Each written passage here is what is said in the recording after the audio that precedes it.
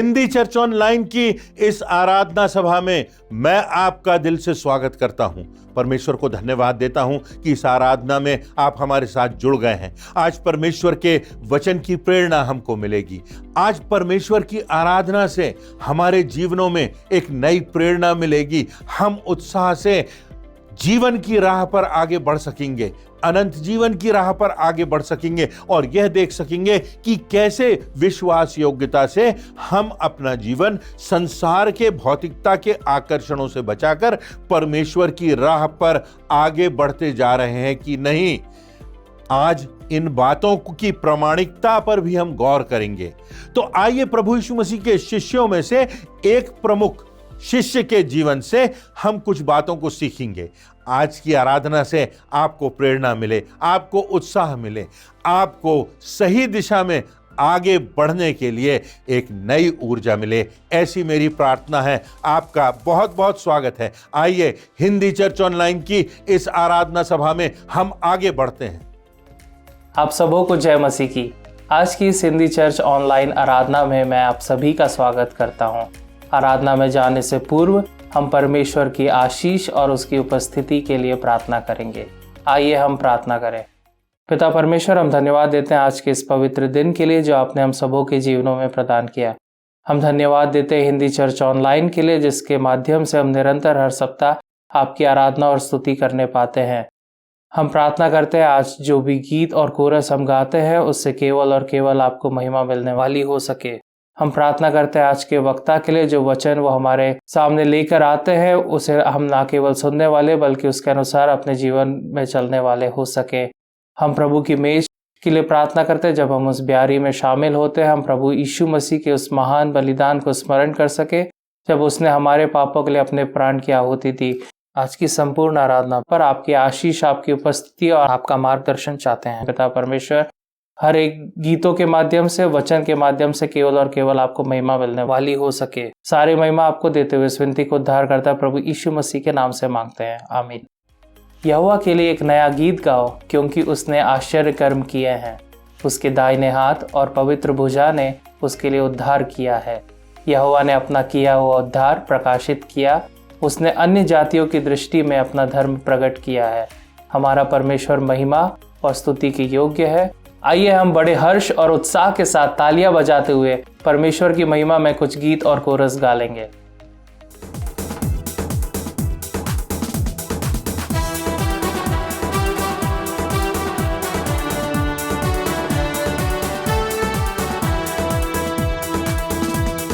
जिसने आकाश बनाया, जिसने पृथ्वी बनाई, जिसने आकाश बनाया, जिसने पृथ्वी बनाई, वो सर्वशक्तिमान प्रभु है।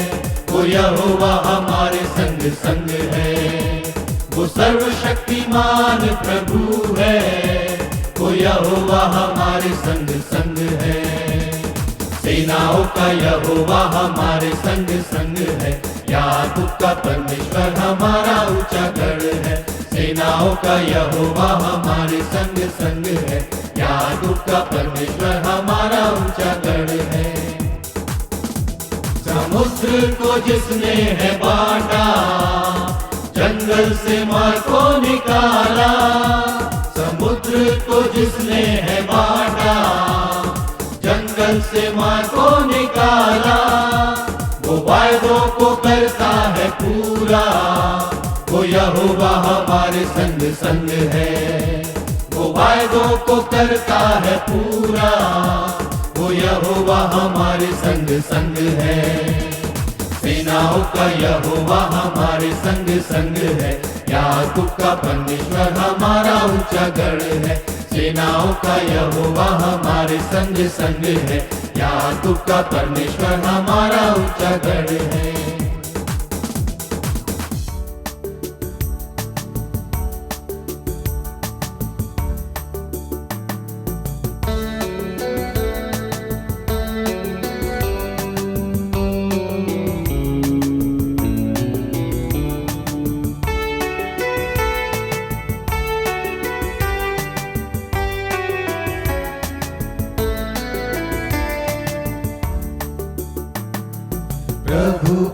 आनंद है मेरी ताकत, संसार में यीशु है मेरी ताकत।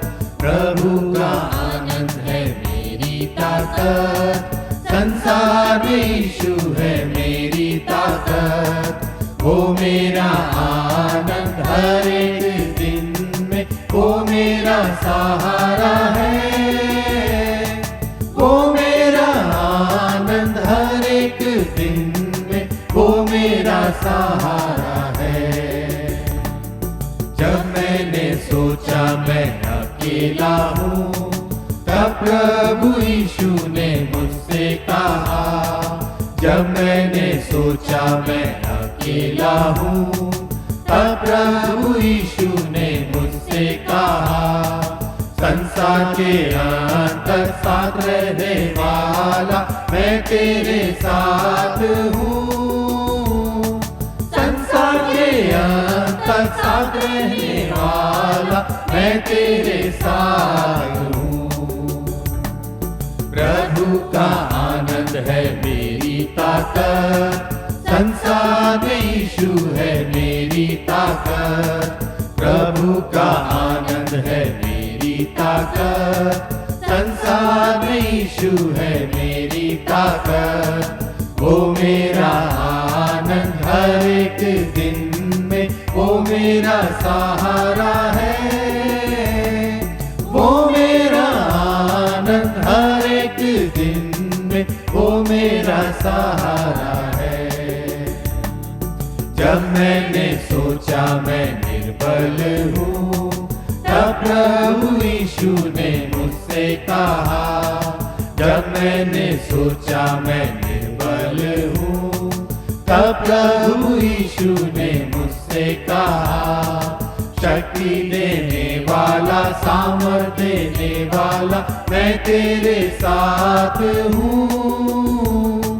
शक्ति देने वाला, सामर्थ देने वाला मैं तेरे साथ हूँ। प्रभु का आनंद है मेरी ताकत, संसार में यीशु है मेरी ताकत।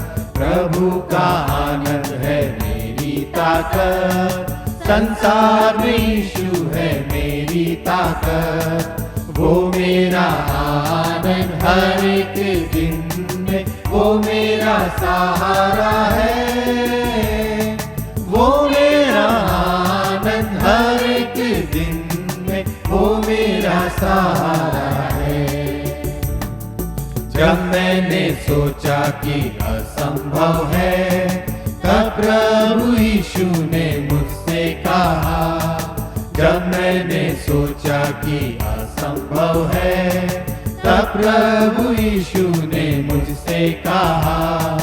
असंभव को संभव करने वाला यीशु मैं तेरे साथ हूँ। असंभव को संभव करने वाला यीशु मैं तेरे साथ हूँ। प्रभु का आनंद है मेरी ताकत, संसार में यीशु है मेरी ताकत। प्रभु का आनंद है मेरी ताकत, संसार में यीशु है मेरी ताकत। वो मेरा आनंद हर एक दिन में, वो मेरा सहारा है। वो मेरा आनंद हर एक दिन में, वो मेरा सहारा है। प्रभु यीशु मसीह के 12 शिष्यों ने अद्भुत काम किया था। थोड़े से लोग थे, परंतु मानो उन्होंने सारे संसार में उथल पुथल मचा दी थी। इन्हीं 12 शिष्यों में से एक व्यक्ति था जो साधारण सा व्यक्ति था, परंतु उसने बहुत महान कार्य किए। उसका नाम नतनएल था। उसको बर्तुलमै भी कहा गया है। नतनएल का अर्थ है ईश्वर का वरदान और बर्तुलमै का अर्थ है तुलमै का पुत्र। नतनएल गलील के काना नगर का मूल निवासी था। उसका मित्र था फिलिप्पुस। उसने प्रभु यीशु मसीह से उसका परिचय कराया था। फिलिप्पुस और नतनएल पूर्ण रूप से दो भिन्न स्वभाव वाले मित्र थे।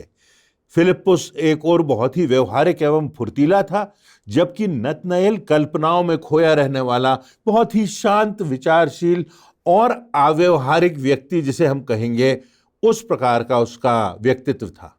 नतनएल जन्म से ही यहूदी था। उसका व्यवसाय क्या था, इस बात की कोई विशिष्ट जानकारी हमें इतिहास में या बाइबल में नहीं मिलती। मत्ती, मरकुस और लूका रचित सुसमाचारों के साथ साथ प्रेरितों के काम नामक पुस्तक में भी 12 चेलों की सूची में नतनएल का नाम भी शामिल है। यूहन्ना के सुसमाचार में भी केवल एक ही बार उससे संबंधित घटना का वर्णन है।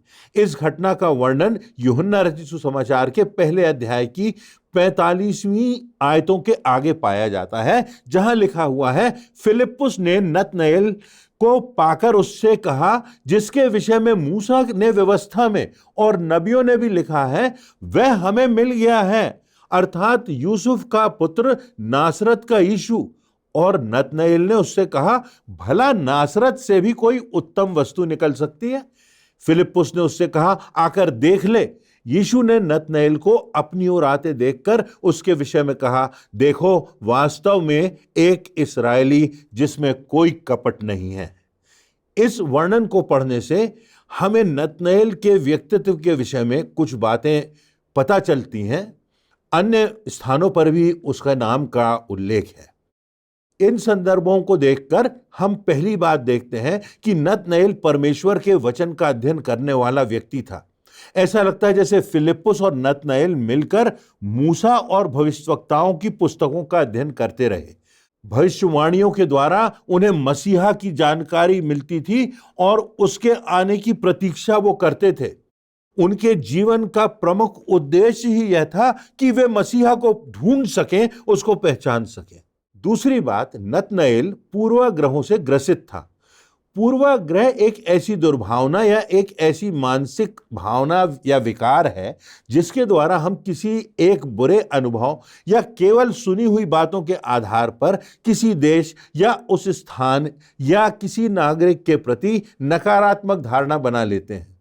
इस धारणा का वास्तव में देखा जाए तो अक्सर सच्चाई से कोई संबंध नहीं रहता। नतनएल भी नासरत के संबंध में पूर्वाग्रहों से ग्रसित था। नासरत नगर में बहुत सी बुराइयां पनप चुकी थी और नतनएल के विचार से उस नगर से किसी महान पुरुष का उद्गम होना, आगमन होना असंभव था। पूर्वाग्रहों से ग्रसित होने के कारण ही शास्त्री और फरीसी उद्धार को इतने करीब से देखकर भी उद्धार से वंचित रह गए थे। शैतान ने नतनएल को भी मसीह से दूर रखने के लिए उसकी पूर्वाग्रह की कमजोरी का उपयोग किया। इसी वजह से वह अपने मित्र फिलिप्पुस की मसीह के संबंध में पक्की जानकारी सुनने के बाद भी, प्रमाणों पर आधारित जानकारी सुनने के बाद भी वह संदेह करता है और अविश्वास के साथ अपने मित्र से प्रश्न करता है, भला नासरत जैसी जगह से भी कोई अच्छी वस्तु, उत्तम वस्तु निकल सकती है? लेकिन इस प्रश्न के बावजूद नतनएल फिलिप्पुस के साथ यीशु को देखने गया। मसीह की खोज की उसकी इच्छा उसके पूर्वाग्रह से अधिक प्रबल थी। इस बात पर विश्वास करने के बावजूद कि नासरत से कोई अच्छी वस्तु नहीं निकल सकती, वह अपने मित्र पर विश्वास करके गया मसीहा की खोज करने के लिए। तीसरी बात, वह कपट रहित था। नतनएल के विषय स्वयं यीशु मसीह ने कहा, यह सचमुच इस्राएली है, इसमें कोई कपट नहीं। नतनएल आडंबर एवं ढोंग रहित था। जैसा वह वास्तव में था वैसा ही वह प्रकट रूप में भी रहता था। जैसा उसका अंतर्मन था वैसा उसका व्यवहार भी था। वह शास्त्रियों और फरीसियों के समान धार्मिकता और पवित्रता का झूठा चोगा पहने हुए नहीं था। वह वास्तव में परमेश्वर का भय मानने वाला, परमेश्वर के वचनों के अनुसार चलने वाला, उसकी शिक्षाओं को मानने वाला और मसीहा की खोज में लगा रहने वाला व्यक्ति था। वचन के अनुसार वह निरंतर सोचता था कि मसीहा आने वाला है। प्रभु यीशु मसीह ने दिखावटी धार्मिकता को अपने उपदेशों में धिक्कारा है और हृदय की भक्ति और पवित्रता को महत्व दिया है। अधिकांश स्थानों पर प्रभु यीशु मसीह ने फरीसियों के हृदय की मलिनता और दिखावटी धार्मिकता के लिए उन्हें कपटी कहकर संबोधित किया। प्रभु यीशु मसीह ने उन खोखले धार्मिक रीति रिवाजों और परंपराओं को भी व्यर्थ ठहराया जिनसे व्यक्ति परमेश्वर की निकटता में नहीं आता। उसने हमेशा हृदय की पवित्रता पर जोर दिया। हृदय को जांचने वाले ईश्वर ने नतनएल के हृदय को स्वयं जांचकर उसे कपट रहित पाया। इस्राएली लोग परमेश्वर की चुनी हुई प्रजा थे। परमेश्वर ने उनके साथ प्रतिज्ञा भी की थी कि वे मेरे लोग होंगे और मैं उनका परमेश्वर होऊंगा। वे विशिष्ट लोग थे। परमेश्वर की यह प्रतिज्ञा इस्राएलियों की आज्ञाकारिता एवं विश्वास योग्यता पर ही आधारित थी। समय बीतने के साथ अधिकतर इस्राएलियों का परमेश्वर के साथ संबंध मात्र औपचारिक और दिखावटी ही रह गया था। वे परमेश्वर से अधिक धार्मिक परंपराओं और रीति रिवाजों को महत्व देने लगे थे। परमेश्वर के नाम पर ये लोगों पर अत्याचार करते थे। ये उन्हें धार्मिक छलावे के द्वारा लूटकर अपनी जेबें गर्म करते थे। गैर इस्राएलियों से वे हीनता की दृष्टि से देखते थे, उनसे कपट रखते थे, छल करते थे। इस प्रकार अधिकतर इस्राएली वास्तविक मायने में परमेश्वर के प्रति समर्पित इस्राएली ना होकर नाम मात्र के ही रह गए थे। उनमें कहीं कोई धार्मिकता, पवित्रता या हृदय की शुद्धता नहीं दिखाई देती। परंतु नतनएल परमेश्वर के प्रति समर्पित था। वह परमेश्वर का भय मानने वाला, उसकी शिक्षाओं पर चलने वाला सच्चा इस्राएली था। चौथी बात में हम देखते हैं कि वह दृढ़ विश्वासी और सरल स्वभाव का था। वह जानता था कि परमेश्वर सर्वज्ञानी और सर्वव्यापक है। उसकी दिव्य दृष्टि से कोई भी छुप नहीं सकता। जैसा कि भजन संहिता की पुस्तक के 139वें अध्याय की पहली और दूसरी आयतों में लिखा है, हे यहोवा, तूने मुझे जांच कर जान लिया है। तू मेरा उठना बैठना दोनों जानता है। तू मेरे विचारों को दूर ही से समझ लेता है। तू मेरे चलने और मेरे लेटने की छानबीन रखता है और मेरे सारे चाल चलन से भली भांति परिचित है, वाकिफ है। जब नतनएल को ऐसा लगा कि उसकी तो पहले कभी भी यीशु से मुलाकात नहीं हुई, परंतु फिर भी उसे उसके विषय में पूरी पूरी जानकारी है, तब उसने हृदय में जान लिया कि यह वह ईश्वर है, वह मसीहा है जिसकी वह बाट जो रहा था। नतनएल ने जो कुछ वचन का अध्ययन किया था, उसके आधार पर उसने प्रभु यीशु मसीह पर सारे मन से विश्वास किया। नासरत से संबंधित उसके सभी पूर्वाग्रह पल भर में ही समाप्त हो गए। उसने न केवल हृदय से विश्वास किया, परंतु विश्वास का अंगीकार करके सबके सामने उसने कहा, हे रब्बी, तू परमेश्वर का पुत्र है, तू इस्राएल का महाराजा है। अब हम देखेंगे कि नतनएल के जीवन से आज मुझे और आपको किन बातों को सीखने की प्रेरणा मिलती है। पहली बात, हमारे जीवन में परमेश्वर के वचन की प्राथमिकता हो। नतनएल अपने मित्र फिलिप्पुस के साथ वचन का अध्ययन करने वाला व्यक्ति था। यहां तक कि अंजीर के वृक्ष के तले बैठकर प्रार्थना और वचन के मनन में वह अपना समय व्यतीत करता था। हम दिन भर में 24 घंटों में कितना समय मनन में और प्रार्थना में व्यतीत करते हैं? आज हमें अपने आप से यह प्रश्न करना है। परमेश्वर के साथ अपने संबंध मजबूत करने का यही प्रमुख तरीका है। कार्य की व्यस्तता तथा अन्य मनोरंजन की बहुलता एवं दूसरे संबंधों की प्रमुखता में लिप्त होकर कहीं हमने प्रार्थना का जीवन और वचन के अध्ययन को अपनी दिनचर्या से अलग तो नहीं कर दिया? कहीं इसकी प्राथमिकता हमारे जीवन से हट तो नहीं गई? आज जब तेजी से नैतिक मूल्यों का ह्रास हो रहा है, मान्यताएं बदल रही हैं, गिरावट आ रही है, सांसारिक आकर्षण हर जगह हमारा ध्यान परमेश्वर से हटाकर अपनी ओर लगाते हैं तथा हमारी देह, आत्मा, प्राण सभी को समाप्त कर देने के लिए मौजूद हैं, हमें और भी अधिक आवश्यकता है कि हम सचेत रहें, कि हम वचन के प्रकाश में आगे बढ़ें, जिससे हम संसार की ठोकरों से बच सकें। और यह तभी संभव है जब हम वचन को प्राथमिकता दें, वचन का अध्ययन करें। हमें प्रार्थना के द्वारा परमेश्वर से हर दिन और हर पल उसके मार्ग पर चलने के लिए सामर्थ्य प्राप्त करनी है। यही हमारी आत्मिक शक्ति है और इस संसार में इन्हीं बातों से हम आगे बढ़ सकते हैं। दूसरी बात, हमारे जीवन में उद्देश्य की प्रमुखता और स्पष्टता होना चाहिए। नतनएल के जीवन में बड़ा स्पष्ट था कि वह मसीहा की खोज करने वाला था। उसका उद्देश्य था कि उसे मसीहा से मिलना है। यह बहुत प्रमुख बात है कि हमारे जीवन में जो कुछ हम ढूंढते हैं अक्सर वही पाते हैं। काश कि हम में से प्रत्येक के जीवन में यह प्रमुख उद्देश्य हो कि हम सच्चे परमेश्वर की, सृष्टिकर्ता की, मसीहा की खोज करने का निर्णय कर सकें। यदि आज हम नहीं जानते कि हमारा सृजनहार, हमारा तारणहार, हमको बनाने वाला, हमको जिंदगी देने वाला, हमारा परमेश्वर जिसने माँ के गर्भ में हमें रचा है, वो सृष्टिकर्ता कौन है, क्या हमारा उससे व्यक्तिगत संबंध है, और हम यह नहीं समझते कि प्रभु यीशु मसीह इस संसार में हम में से हर एक के लिए मार्ग, सत्य और जीवन बन करके आया है। यूहन्ना रचित सुसमाचार के 14वें अध्याय की 6वीं आयत में लिखा है, यीशु ने उनसे कहा, मार्ग, सत्य और जीवन मैं ही हूं। उसी प्रभु यीशु मसीह के द्वारा हमें अनंत जीवन प्राप्त होता है। इस संसार में हमारी आत्मा का उद्धार होता है। वो उद्धारकर्ता बन करके इस संसार में आया है। क्या हमारी खोज है कि हम उस परमेश्वर को, जो सच्चा परमेश्वर है, जो सृष्टि करता है, उसकी खोज में लगे रहें, और जब वह हमें मिल जाता है तो हम उसका अनुगमन करें, उसके रास्ते पर चलें। तीसरी बात, हमारे चिंतन में स्पष्टता होनी चाहिए।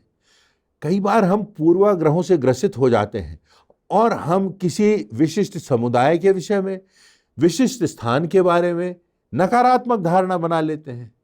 परमेश्वर के वचन में जब हम जाते हैं तो हमें सच्चाई का, परमेश्वर के गुणों का, परमेश्वर की योजना का, परमेश्वर की अपेक्षाओं का विवरण हमको मिलता है। उसके विचार और हमारे विचार भिन्न हो सकते हैं, क्योंकि हम तो सांसारिक हैं, संसार में रहते हैं। और कितनी बार ऐसा होता है कि हम आत्मिकता की दृष्टि से बातों को, परिस्थितियों को देखते नहीं। हमारा परमेश्वर महान है, वह बलवान है, वह सर्वशक्तिमान है, और हम तो सीमित हैं, हम तो निर्बल हैं। वह महापवित्र है और हमारा जीवन तो पापमय है। पौलुस कुरिन्थियों के नाम अपनी पहली पत्री के पहले अध्याय की 26वीं आयतों और उसके आगे लिखता है, हे भाइयों, अपने बुलाए जाने पर तो विचार करो कि शरीर के अनुसार तुम में से ना तो बहुत बुद्धिमान, ना बड़े शक्तिमान और ना बड़े कुलीन बुलाए गए, परंतु परमेश्वर ने जगत के मूर्खों को चुन लिया है कि ज्ञानवानों को लज्जित करें। परमेश्वर ने जगत के निर्बलों को चुन लिया है कि बलवानों को लज्जित करें। परमेश्वर ने संसार के निकृष्टों और तुच्छों को, वरन जो है भी नहीं, उनको चुन लिया है कि जो हैं व्यर्थ ठहराएं, जिससे कोई प्राणी परमेश्वर के सामने घमंड ना करे, परंतु उसी के कारण तुम मसीह यीशु में हो, जो हमारे लिए परमेश्वर की ओर से ज्ञान, धार्मिकता, पवित्रता और छुटकारा ठहरा। और जैसा लिखा हुआ है, यदि कोई गर्व करे तो वह प्रभु में करे। हमें निरंतर परमेश्वर पर विश्वास करना है, उस पर भरोसा रखना है, उसके मार्ग पर चलना है, जिससे वह हमें अपनी सामर्थ्य प्रदान करेगा और इस संसार की कठिनाइयों पर, विषमताओं पर और शैतान की शक्तियों पर हम बलवान होते जाएंगे। बिना परमेश्वर की सामर्थ्य से इस संसार में और संसार के आकर्षणों में और शैतान की शक्तियों पर हम विजय प्राप्त नहीं कर सकते। चौथी और अंतिम बात कि हमारे जीवन में विश्वास योग्यता होनी चाहिए और इसमें कहीं कोई छल कपट नहीं होना चाहिए, इसमें विशुद्धता होना चाहिए। काश हम में से प्रत्येक विश्वासी का जीवन ऐसा हो कि न्याय के दिन प्रभु यीशु मसीह हम में से कह सके, यह सचमुच कपट रहित है, इसमें कोई कपट नहीं है। अक्सर यहाँ तक कि जो लोग कहते हैं कि हम तो मसीह परिवार में जन्मे, हमने तो उस परिवार में जन्म लिया है जिसमें लोग प्रभु यीशु मसीह को जानते हैं, हमने तो ऐसे परिवार में जन्म लिया है जिसमें लोग परमेश्वर के मार्ग पर चलते हैं, सच्चे परमेश्वर को जानते हैं, तो हम भी उसी रास्ते पर हो गए, हमारे नाम से ही हम विश्वासी हो गए, हम नाम से ही धर्मी हो गए। परंतु ऐसा होता नहीं। हमें अपने जीवन से, अपने चरित्र से, अपने कार्य से, अपनी भाषा से ही परमेश्वर के सच्चे गवाह बनना है और उस पवित्रता को दर्शाना है, उस शोभा को दर्शाना है जो प्रभु यीशु मसीह के जीवन में हम देखते हैं। ऐसे लोग जो अपने आप को धर्मी कहलाते हैं परंतु दूसरों के लिए ठोकर का कारण बनते हैं, लोगों के लिए गलत उदाहरण रखते हैं, ऐसों के लिए बात बहुत दुखद है और ऐसों के सामने परमेश्वर का दंड रखा हुआ है। आज हमको जांचना है अपने हृदय को कि क्या हमारे हृदय सचमुच में निष्कपट हैं, क्या हम सच्चे मन से परमेश्वर की भक्ति कर रहे हैं, क्या हमारे हृदयों में इस बात की निश्चितता है कि हमें सच्चाई से, ईमानदारी से, समर्पण से जीवन के अंतिम सांस तक, जीवन के हर समय, हर पहलू में परमेश्वर के प्रति आज्ञाकारी और विश्वास योग्य बन करके रहना है। नतनएल ने ना सिर्फ यीशु पर हृदय से विश्वास किया किंतु अपने मुख से सबके सामने इस विश्वास का अंगीकार भी किया, गवाही भी दी।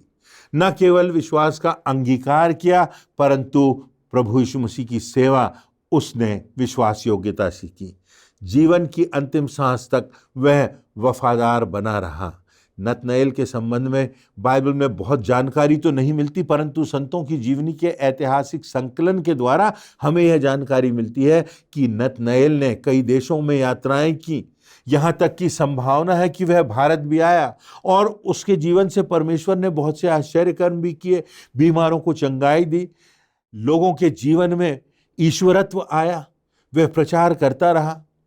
उसने मत्ती रचित सुसमाचार का कई भाषाओं में अनुवाद भी किया। अंत में उसके विरोधियों ने उसकी निर्ममतापूर्वक हत्या कर दी, उसके जीवन को समाप्त कर दिया। पर नतनएल जीवन के अंतिम समय तक प्रभु यीशु मसीह की गवाही देता रहा और उसने अपने विश्वास से समझौता नहीं किया। जान की बाजी लगाकर भी वह परमेश्वर के मार्ग पर चलता रहा। तो क्या आज हम देखें हमारे जीवन में परमेश्वर के वचन की, प्रार्थना की, खराई की, स्पष्ट उद्देश्य की प्रमुखता है कि नहीं? हमारे चिंतन में इस बात की स्पष्टता है, निश्चितता है कि हम परमेश्वर के मार्ग पर चल रहे हैं? हमारे जीवन में विश्वास योग्यता है कि नहीं? इन बातों पर हम चिंतन करें और देखें कि क्या हम परमेश्वर के रास्ते पर चल रहे हैं, या ऐसा तो नहीं कि संसार के छलावे से, भौतिकता के आकर्षणों से हमने अपने विश्वास को खो दिया है और अपने आत्मा को विनाश के मार्ग पर बढ़ा दिया है। इन वचनों से परमेश्वर हम सबों को प्रेरणा दें और नतनएल के जीवन से एक उत्साह के साथ, एक प्रेरणा के साथ, विश्वास योग्यता के साथ जीवन में आगे बढ़ने की समझ दे, ऐसी मेरी प्रार्थना है। आज के सुंदर एवं प्रेरणादायक वचन के लिए परमेश्वर और उसके दास को धन्यवाद देते हैं। अभी हम प्रभु भोज में शामिल होंगे, परमेश्वर के महानतम बलिदान को स्मरण करेंगे। प्रभु के मेज में सम्मिलित होने से पहले हम अपने मनों को तैयार करेंगे इस गीत के द्वारा।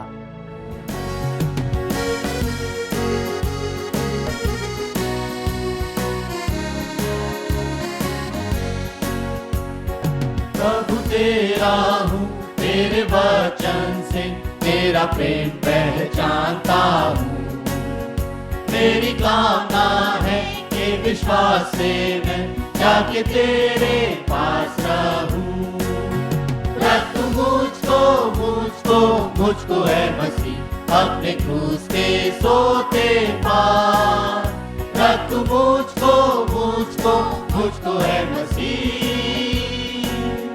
अपने घायल पंजर पार। आत्मा भेज कर शुद्ध सेवा योग बना, मुझको सेवा में लगा। मेरा मन करते मेरी इच्छा को अपनी इच्छा से मिला। रख मुझको है मसीह अपने क्रूस के सोते पार। रख मुझको है मसीह अपने घायल पंजर पार। अपनी प्रार्थना में जैसे मित्र से वैसे खुद से बात करूं। ये बड़ी भी जो तेरा साथ मिले तो आनंद देखूं। रख मुझको है मसीह अपने क्रूस के सोते पार। रख मुझको है मसीह अपने घायल पंजर पार। सबसे गहरा प्रेम मैं न जानूंगा जब तक स्वर्ग न पहुंचूं। सबसे श्रेष्ठ आनंद तब मिलेगा जब तुझको साक्षात देखूंगा। रब तू मुझको है मसीह अपने क्रूस के सोते पार। रब तू मुझको है मसीह अपने घायल पंजर पार। ये समय होगा कि हम प्रभु की मेज में शामिल होंगे।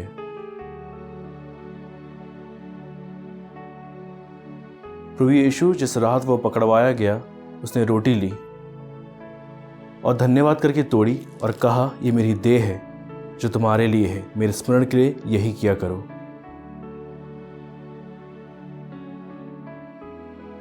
इसी रीति से उसने ब्यारी के पीछे कटोरा भी लिया और कहा, ये कटोरा मेरे लहू में नई वाचा है, जब भी पियो मेरे स्मरण के लिए यही किया करो।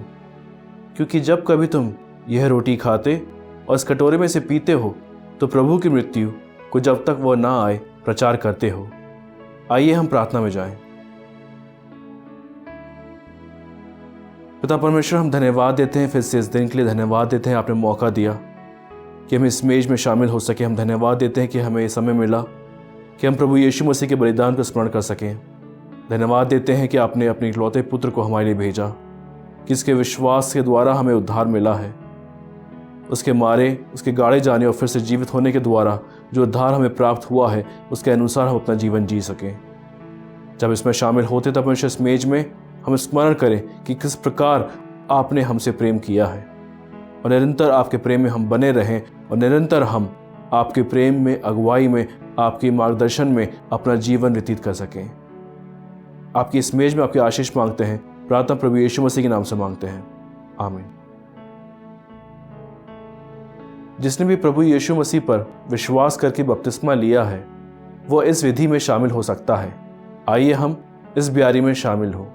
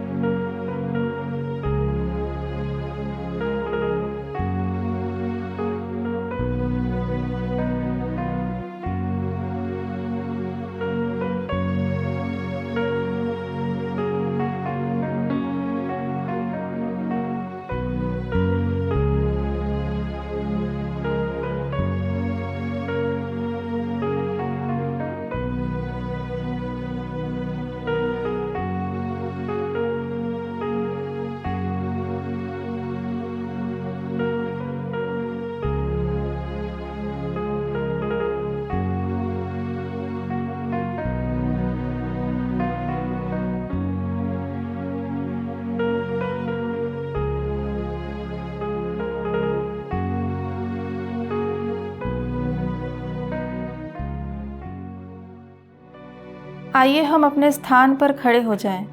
हम अंतिम प्रार्थना में जाएंगे। प्रार्थना के बाद प्रार्थना के रूप में कोरस गा लेंगे। उसके पश्चात परमेश्वर की आशीष ग्रहण करके आज की आराधना समाप्त करेंगे। आइए हम प्रार्थना करें। धन्यवाद देते हैं परमेश्वर पिता फिर से आज की इस आराधना के लिए। हम धन्यवाद देते हैं परमेश्वर इतने सुंदर वचन के लिए जो हमारे सामने रखा गया। हम प्रार्थना करते हैं प्रभु कि हम इस वचन को ना केवल सुनने वाले हों पर इस पर चलने वाले भी हो सके। हम धन्यवाद देते हैं परमेश्वर कि संपूर्ण आराधना पर तेरी आशीष बनी रही और जब हम यहाँ से जाते हैं तेरी आशीष, तेरा अनुग्रह, तेरी उपस्थिति हमारे जीवनों में परमेश्वर ऐसे ही बनी रहे। फिर से सारी बातों के लिए धन्यवाद देते हुए ये विनती तेरे प्रिय पुत्र हमारे उद्धारकर्ता प्रभु यीशु मसीह के नाम से मांगते हैं, आमीन।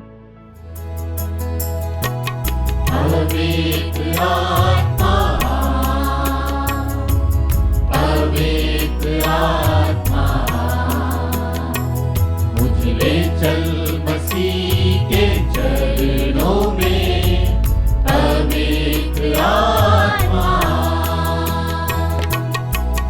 पवित्र आत्मा, पवित्र आत्मा, मुझे ले चल मसीह के चरणों में। पवित्र आत्मा, सिर्फ तेरे लिए यीशु, तेरे लिए, सिर्फ तेरे लिए यीशु, तेरे लिए, सिर्फ तेरे लिए यीशु, तेरे लिए मैं हाथ उठाता हूँ। पवित्र आत्मा, पवित्र आत्मा, मुझे ले चल मसीह के चरणों में। पवित्र आत्मा।